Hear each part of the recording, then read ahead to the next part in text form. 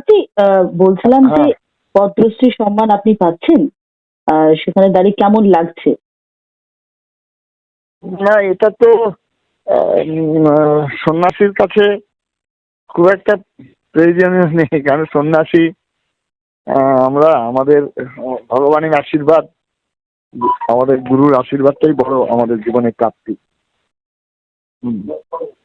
আর আরো তো কর্তব্য সম্পর্কে আরো বেশি সচেতন করে দিলেন, আমার আরো বাড়িয়ে দেওয়া হল দায়িত্ব। এই এত বড় একটা সম্মান, পদ্মশ্রীর মতন সম্মান, হ্যাঁ, সেই সম্মান পেয়ে নিশ্চয়ই সেটা তো বটেই। অবশ্যই কেন্দ্রীয় সরকার আমার কাজকর্ম সম্পর্কে চিন্তা ভাবনা করে করেছেন।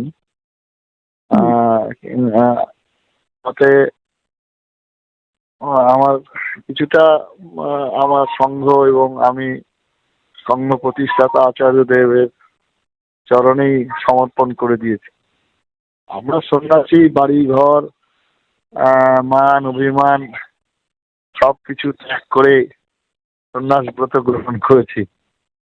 সুতরাং প্রচুর প্রশংসা যেমন আমাদের প্রাপ্য পাবো, তেমনি আবার প্রচুর সমালোচনাও আমাদের হবে, আমাদের স্থির থাকতে হবে। গীতাতেও ভগবান ওই জন্যই বলেছেন যে তুল্য নিন্দা স্তুতির মৌনী সন্তুষ্ট যেন কেনচিত। অতি প্রশংসাতেও আমাদের উদ্বেলিত হবে না, আবার অতি নিন্দাতেও ভেঙে পড়বো না। এটাই হচ্ছে সন্ন্যাসীর পথ। একদমই তাই। আপনাদের সবার শুভেচ্ছা, আশীর্বাদ সঙ্গে আছে।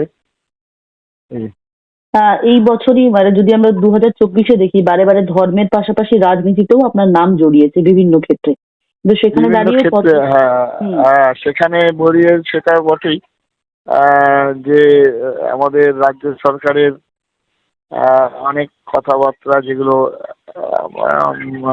সমালোচনামূলক হয়েছে। তো আমার কাজ, আমি দীর্ঘদিন যাবৎ এই সংঘের সঙ্গে এবং কাজের সঙ্গে যুক্ত।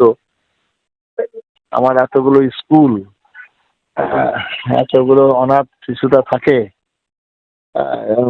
তাদের সঙ্গে আছি, তাদেরকে সেবা করে আমার, হ্যাঁ, এই ভালো থাকুন। হ্যাঁ, একদমই। ধন্যবাদ। ঠিক আছে। বাংলা হান্টের আরো খবর দেখতে নজর রাখুন। বাংলা খবর মানেই বাংলা হান্ট।